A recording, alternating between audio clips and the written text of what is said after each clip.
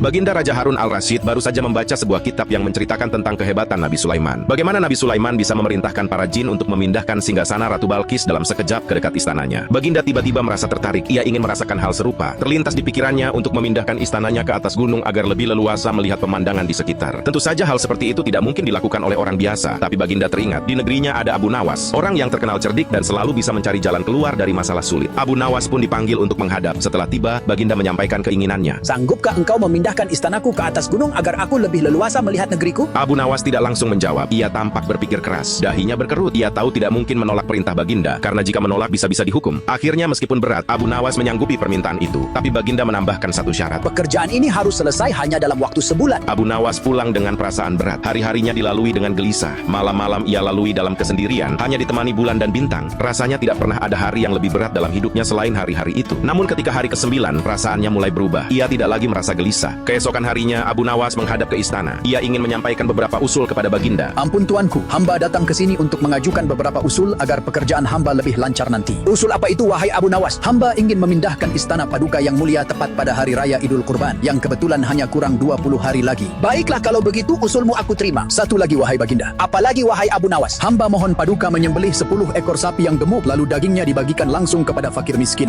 Baiklah, usulmu aku terima. Abu Nawas pun pulang dengan hati senang. Kini ia merasa tenang. Ia yakin ketika waktunya tiba, Abu Nawas pasti bisa memindahkan istana Baginda. Bahkan jika diminta memindahkannya ke dasar laut pun, Abu Nawas pun akan mencari cara. Kabar tentang rencana pemindahan istana pun menyebar ke seluruh penjuru negeri. Rakyat menanti-nanti. Ada yang percaya, ada pula yang ragu. Tapi sebagian besar yakin, karena selama ini Abu Nawas selalu berhasil menyelesaikan tugas-tugas sulit yang diberikan kepadanya. Hari yang ditunggu pun tiba. Rakyat berkumpul di lapangan untuk sholat Idul Kurban. Setelah sholat selesai, 10 ekor sapi disembelih. Dagingnya langsung dimasak dan dibagikan kepada fakir miskin. Kini giliran Abu Nawas. Ia harus menepati janjinya. Abu Nawas berjalan menuju istana diiringi oleh rakyat yang ingin melihat langsung proses pemindahan istana. Setibanya di depan istana, Abu Nawas bertanya kepada Baginda. Ampun tuanku yang mulia, apakah istana sudah tidak ada orangnya lagi? Benar, sudah tidak ada lagi. Abu Nawas lalu berjalan beberapa langkah mendekati istana. Ia berdiri memandang bangunan besar itu. Abu Nawas berdiri mematung, seolah-olah sedang menunggu sesuatu. Baginda mulai tidak sabar lalu bertanya. Wahai Abu Nawas, mengapa engkau belum juga mengangkat istanaku? Hamba sudah siap sejak tadi, wahai Baginda. Kalau begitu, apa yang engkau tunggu? Abu Nawas dengan tenang menjawab. Hamba sedang menunggu istana paduka yang mulia diangkat dulu oleh seluruh rakyat yang hadir, lalu diletakkan di atas pundak hamba. Setelah itu hamba akan memindahkannya ke atas gunung sesuai perintah paduka. Mendengar perkataan Abu Nawas itu membuat Baginda Raja terdiam dan tidak bisa berbuat apa-apa.